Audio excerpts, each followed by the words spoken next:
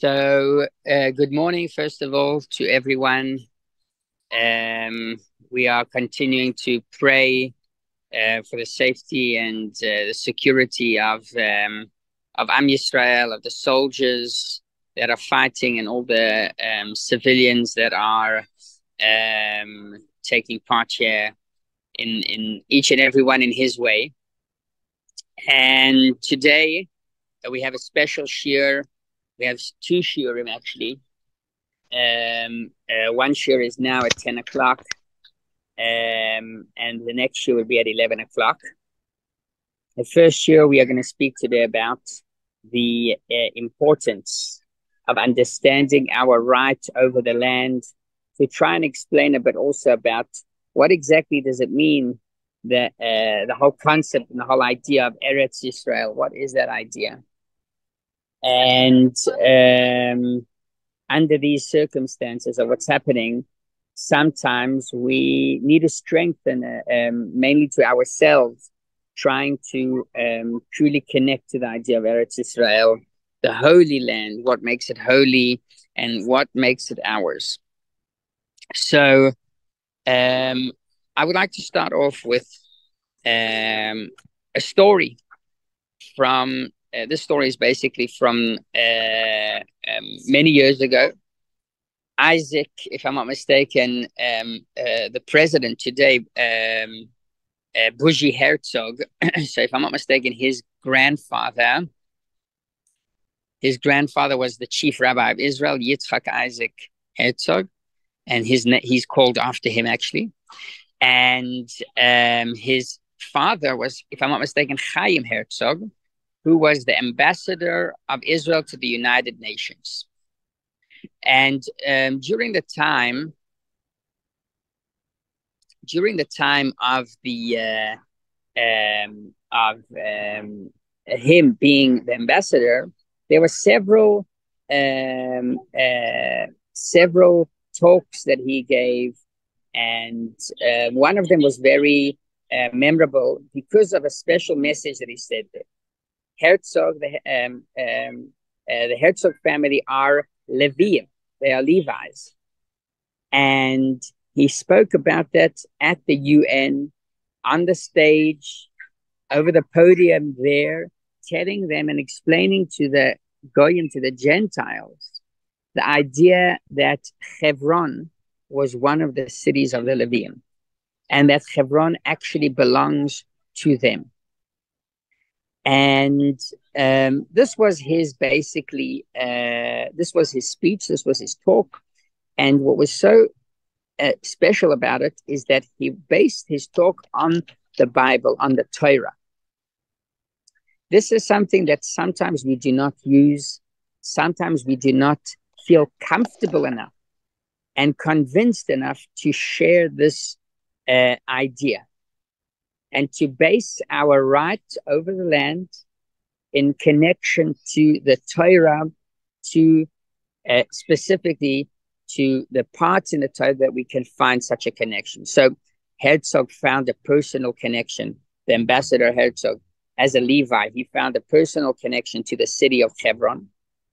And in the story of Genesis, the story of Bereshit, the story of the creation of the world, we can all find a personal connection between us and the land of Israel. And this is through the story of the creation. So if we try and go back in time 75 years ago, 80 years ago, we will find that one of the rare decisions that both the United States and Russia agreed on was the decision of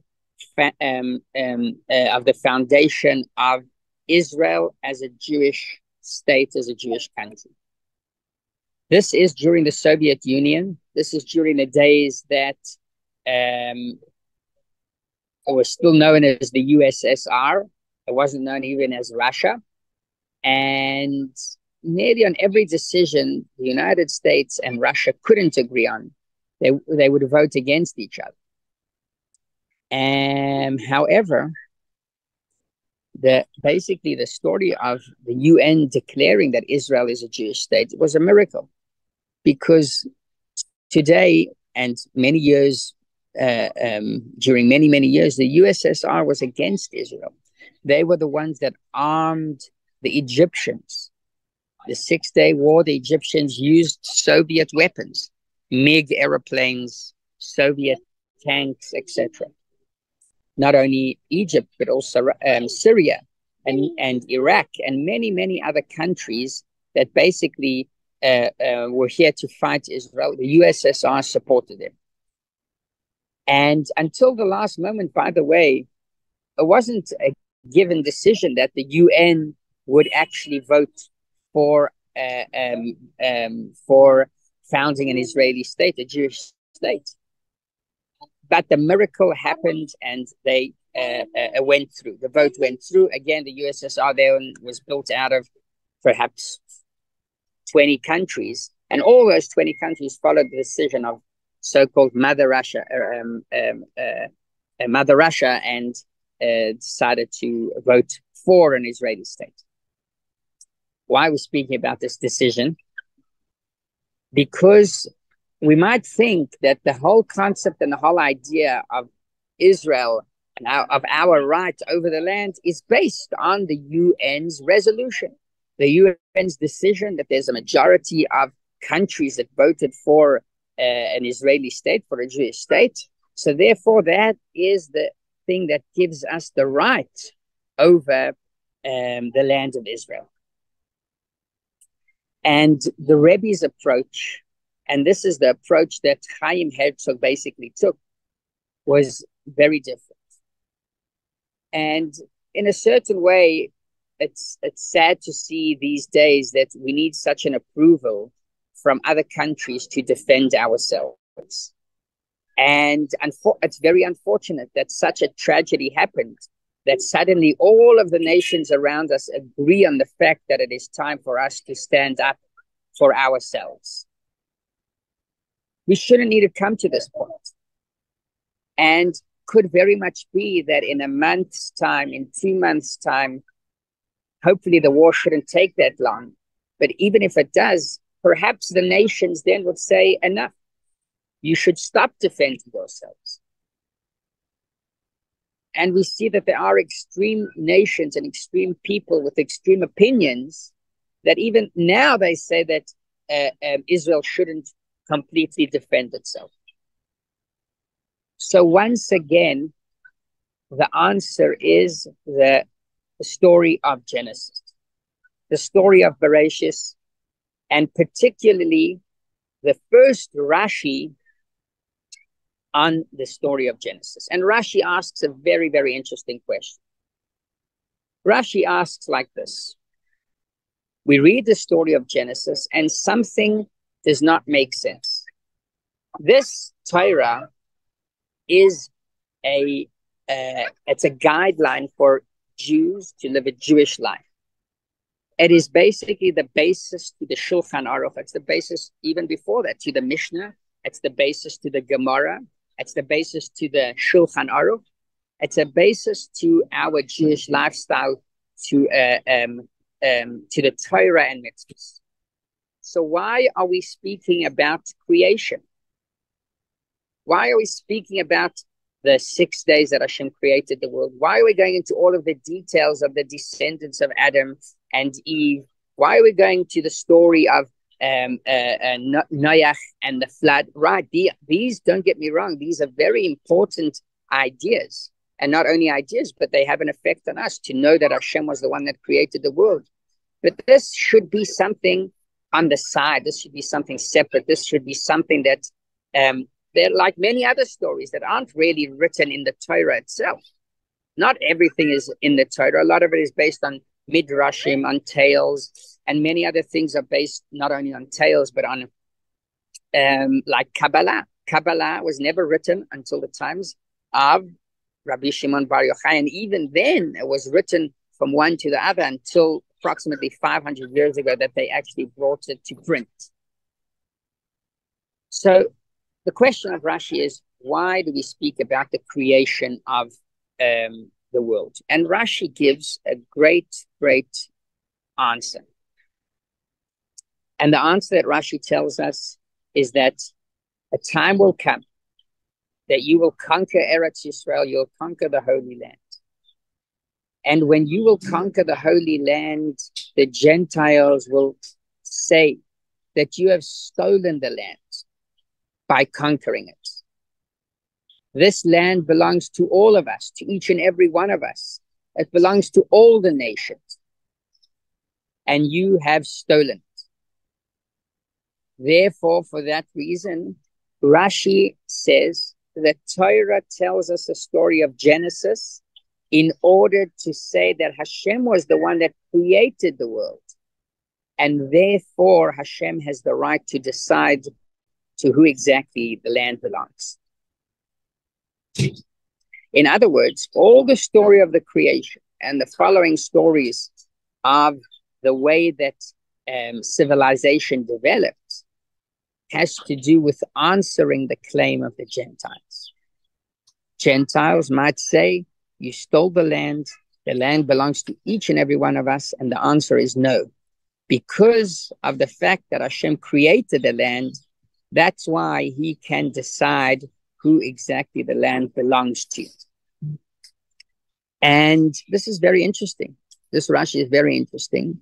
First of all, because it turns out that a significant part, a large part of the Bible, of the Torah, is just to answer a simple question. Just to answer the Gentiles and to explain to them that this is our land. The Torah took the time and the effort to write several portions in order to explain this. But it's not only that. It's not only that. And you know, the Rebbe sometimes urged national leaders of Israel to use this Rashi. And there was one that actually did it. He did it over the Knesset. He didn't do it. I think it was Yuval Steinitz or Gilad Erdan. If I'm not mistaken, Yuval Steinitz. And he spoke clearly about this specific Rashi, explaining that Rashi is here in order to, that the Torah itself tells us the story of Genesis to prove our right over the land. But the Rebbe said that we should also use this over international podiums, such as the UN, and in many, many other opportunities. And I was thinking to myself for many years, but for quite a few years, this question bothered me. When you debate someone else, when you try and convince someone else, if you want to bring a proof to your claim, you have to use something that he also would recognize, that he also accepts as a certain source of authority, right? So if I want to basically prove a certain claim, I have to basically rely and base my opinion on something that my person that I'm debating also agrees on that basis, right? So if it comes to general science, if we want to prove a certain idea, we have to base ourselves on research that has been accepted and that has been proven. So when we are debating and we are speaking to Gentiles, right, over the UN podium, for example, and we want to explain why the land belongs to us, how can we fully rely on the Bible? I'm sorry for bringing up this question, but the Torah tells us that in order to strengthen an idea, we can even think provocative questions like this. Do the Muslims believe in the Bible? Yes, they do, but they change many verses for their favor, such as the chosen son is Yishmael and not Yitzchak. And that's why Rashi says that we are not, the Rambam, the Maimonides says that we are not allowed to debate Muslims. Why can't we debate Muslims? Christians, we are allowed to debate. Muslims, we aren't. Why? Because Christians, basically, it's only a debate that is connected to logic. Muslims, the debate with them has nothing to do with logic. They just read the Torah, the Bible differently, the Quran. They basically bring their own verses, and there's nothing to do with that. What are you going to tell a person that says that Avram favored Yishmael over Isaac, over Yitzchak. There's nothing to debate. So question is, why should we use this claim as a source to our claim over the land? If other people do not accept it, atheists, perhaps they don't accept the fact that Hashem created the world. They are very mistaken, but they don't accept the fact that that God created the world in 6 days. So in that case, why do we actually use this as a claim to our right over the land? And I think the answer to this question is a very simple answer. The Rebbe did not want us to convince anyone else. And Rashi, when Rashi explains this, Rashi did not want to convince anyone else. Rashi wants us to convince ourselves. Rashi wants us to accept in our own understanding, in our own mind, in our own hearts, that we have a right over the land. Because that's where it starts and that's where it ends. If we are convinced and we understand that this is a land and this is a holy land, and this is the promised land and this is our land, no one will be able to stand against us. When our starting point is a point of certainty that we are 100% sure about our right over the land, then no one can chase us away. And sometimes this fades. Sometimes we aren't always sure what to do. And unfortunately, during the 6-Day War, one of the famous Israeli generals said that one of our problems after the war is Harabais. Harabais became a problem. Instead of understanding the great miracle that Hashem basically gave us, the holiest part of Eretz Yisrael, this general said that Harabais became a problem. Why? Because what are we going to do? How are we going to face the Muslims? How are we going to face other countries? It's a great, great question. But we have to know and understand that this is our land, and this is our land based on the idea of the creation. So this is basically the idea of the Rebbe urging people to use this claim. Again, not only for them, it could be very useful also to them, but it's not only about them, it's more about us. And this will also give us strength to be able to stay and to be able not only to be able to strengthen others, to keep our own positive mindset during these difficult days. And the idea is that we understand and we fully accept the idea that this is our land. And again, this is based on the creation of Hashem, that Hashem actually created the world, and that this is our land. With this certainty, we will be able to withstand these difficult days. And I want to share with you also the sorry, just one moment.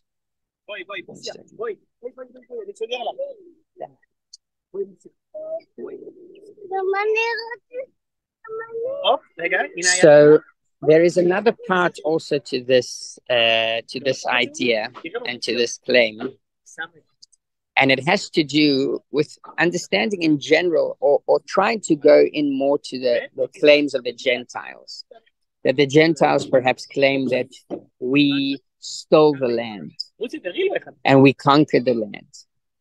And this has to do with a philosophic thought that there've been intellectuals that basically have brought this up.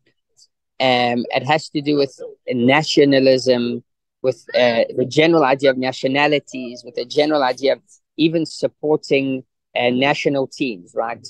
It has to do with any right of any country over the land, or more than that, it has to do with any kind of nationality. What makes a French person French? What makes a German a German? What makes a Russian a Russian? And this has to do with the theory, the general theory of what connects a person to a piece of land. Is there a connection at all? Throughout history, we see that there has been a very important side to that, and we see it by the fact that one of the kings of Ashur, Nebuzaradan, he was the king of Ashur, and when he conquered lands, what he did was basically, once he conquered a piece of land, he took the people that lived in that land and he scattered them. He placed them in other lands, in other areas, and he did it for a strategic reason, because a person, when he is in his land, he feels home. He feels connected to that specific place, to that house, to that home, to that piece of land.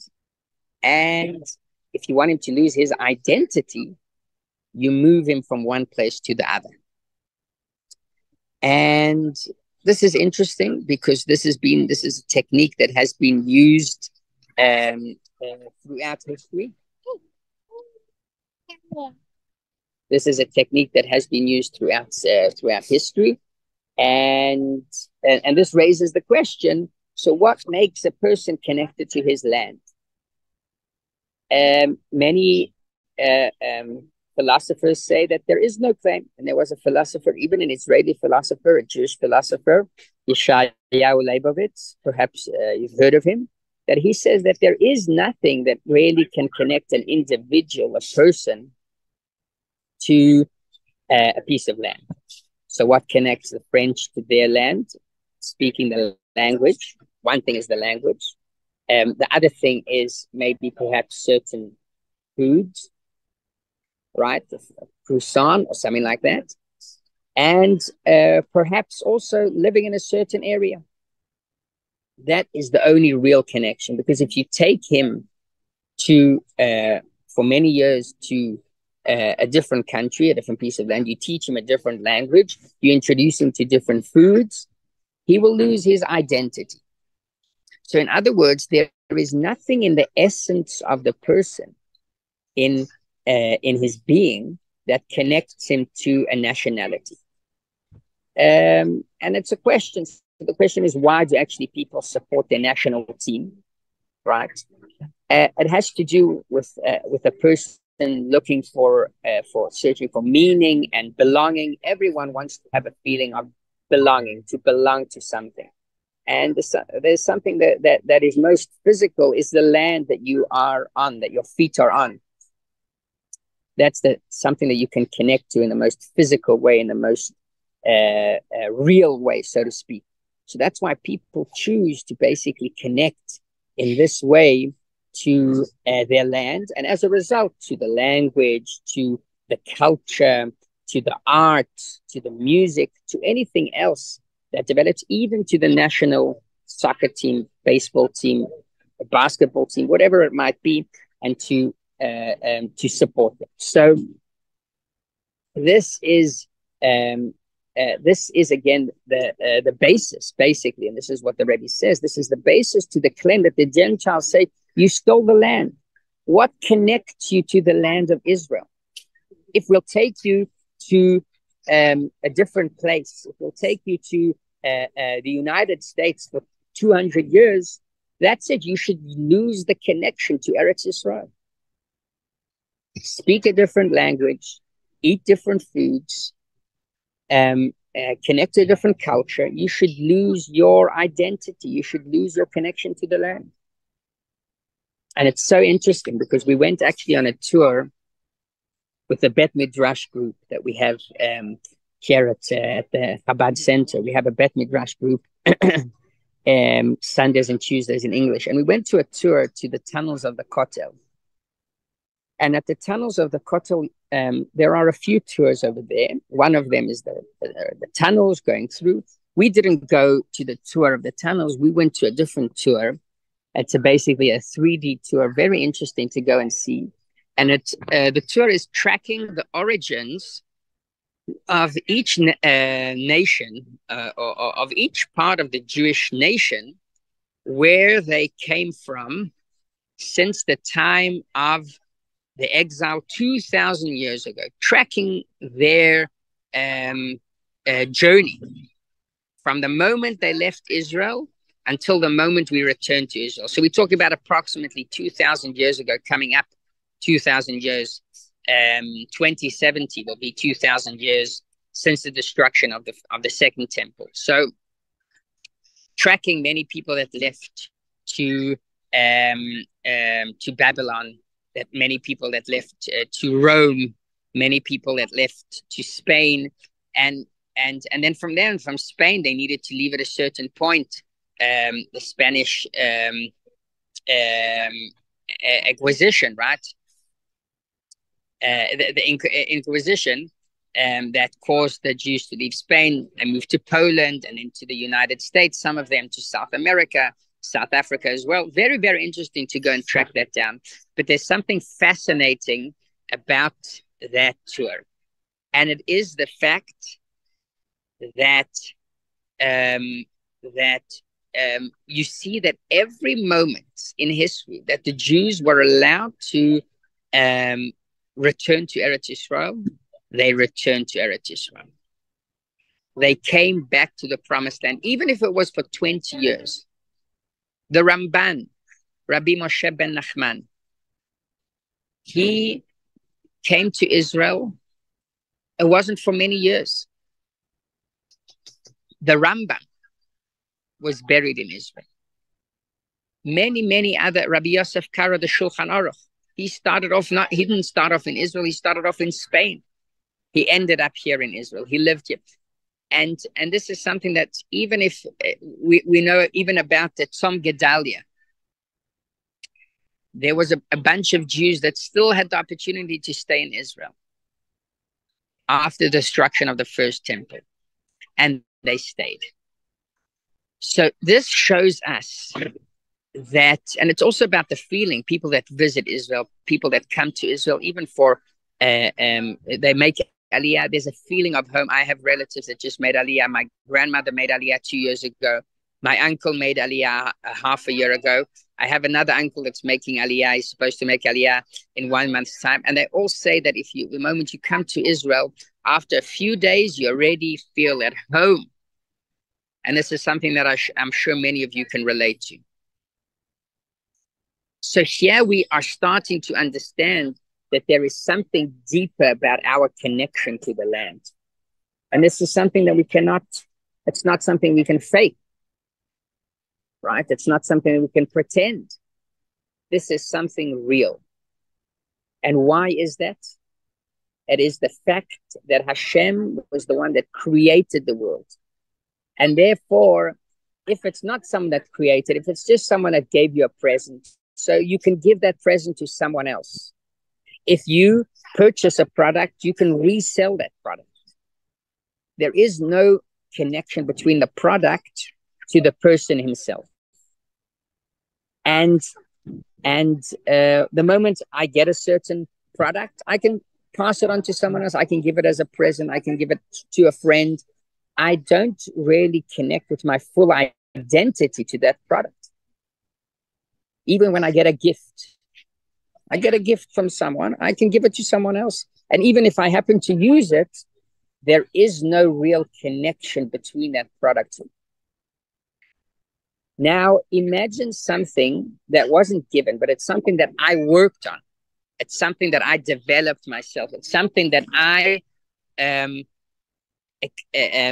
revealed. It's something that I explored. It's even something that I developed, imagine, or that any one of you basically would develop. It's a certain idea, It could be even a business that a person comes up and starts a certain business. There is more of a connection between the person to his business. And why? We can all understand that it's because the effort that a person puts into that business or whatever that taglit that he discovers, that basically shows his connection to that product, project, whatever it is. But even a business you can resell. Even a business you can sell to someone else. Even a business you can pass on to a friend, to a relative, and you can become a partner in a business as well. When it comes to the land of Eretz Yisrael, that is something else. It's even more than that. It says that Eretz Yisrael, by the way, was given to us as a matana, as a gift, but also was given to us as a Yerusha. It was given to us as a Yerusha, which means we inherited the land. Inheritance has to do with the identity of a person. Who inherits something? A relative. A relative means a part of the person that passed away, the previous generation. It's not just someone foreign. No one can say, I am becoming, and I'm going to inherit this piece of land or this possession or whatever it might be. It's not the way things work. You can get it as a gift.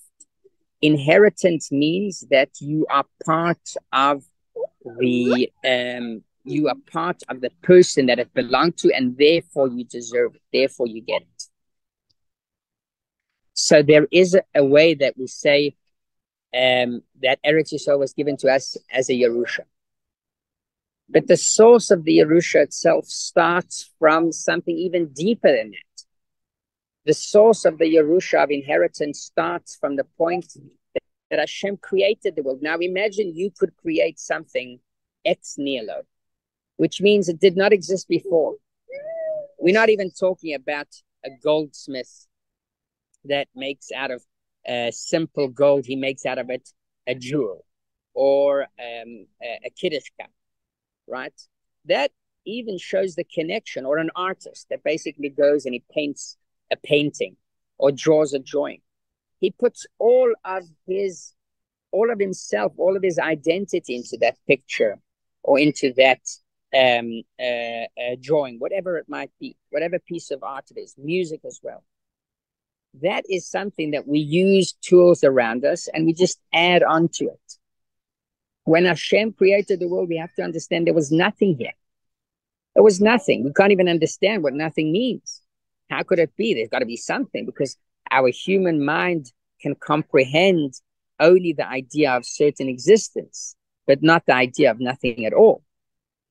But let's try and imagine it. Imagine that God, there was nothing before, and he started everything from scratch, which means that he can define and he can put in the DNA of his creation the meaning behind each thing. And the exact same way that he created a DNA of a lion and gave it a certain mission and a certain nature. And no one is going to try and claim that a lion is a sheep. And on the other hand, the cow has a different meaning and a different purpose and a different DNA. In that same way, in the land itself, there is also a DNA. The land itself has a DNA, and the DNA of the land of Israel is the connection to the Jewish people. That is our claim over the land. The story of Genesis, when we're going to read this Shabbos, Bezrat Hashem, the story of the creation, how Hashem created the land, Rashi tells us, why are we speaking about this? Why are we speaking about the creation of the land? What does that have to do with us as Jews? What is the significance and the importance of this to us today, nearly 6,000 years after the creation? Hashem is telling us that this has to do with your identity, with who you are. The connection of the land to you is based not on default, that you happen to be in such a place, or that the UN kindly decided this belongs to us, or even that we conquered the land. It doesn't start from there. It starts from the fact that Hashem created it with a certain DNA and a certain correlation between the land and Am Yisrael. And understanding this will support our identity itself. Understanding that we have a special identity and a certain identity that has to do with being in Eretz Israel, being able to be here in the land and to carry out what Hashem wants from us. The entire story of Bereshis and of what happens after that.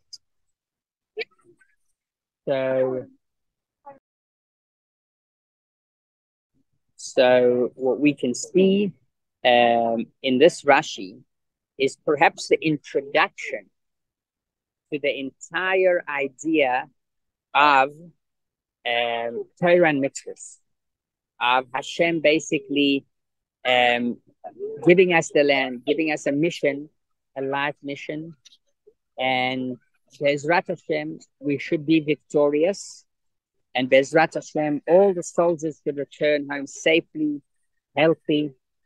And I want to thank everyone for taking part in the shir today. The next shir is going to be at 11 o'clock. Rabbi Goldberg is going to be giving the shir. It's a very important topic. It's about filtering information and contact during these days of the war. Also for our own safety, for respect to families, and for the morale of the Jewish people. So I would just, before we end this year, I just want to summarize what we learned today. We learned about the best claim over the land. We learned about the first Rashi that explains to us the reason that Hashem actually, the reason that Hashem basically speaks to us about the creation of the world, even though we could have learned it from other sources. What does that have to do with the Jewish people, with us as observant Jews? It has to do with understanding what our identity is. Bereshis is identity. It's not a history story. It's not a history book. The Rebbe speaks about it many, many times, that the Bible is not a history book. And the proof to that is if you'll take a look at the amount of years that the Bible speaks about, or the Tanakh, let's start about the Torah, right? It's disproportionate. 1,000 or more than 1,000 years are just in one book, in Bereshis. However, 40 years of Israel in the desert, they are in 4 books. So that shows that it's not about history, it's about a message, a teaching to us. A teaching to us. And this is teaching our identity, who we are. And how do we know who we are? Through the land. Understanding that our land is not like France. It is not like the United States. It's not like Argentina. The land of Argentina is people that are there, and they happen to be there, and they have a certain culture, they speak a certain language, they have certain foods, but there's no real connection between the individual to the land. If you'll take an Argentinian to Russia, so it could take 100 years, 200 years, 300 years, but at the end, he will become Russian. With Am Yisrael, it is not like that. The land is ours because who we are, because this is the way that Hashem created it. He created it ex nihilo, and that's why he defines and he puts in the DNA what exactly the land is. Thank you very, very much. And Rabbi Goldberg is going to be joining very, very soon.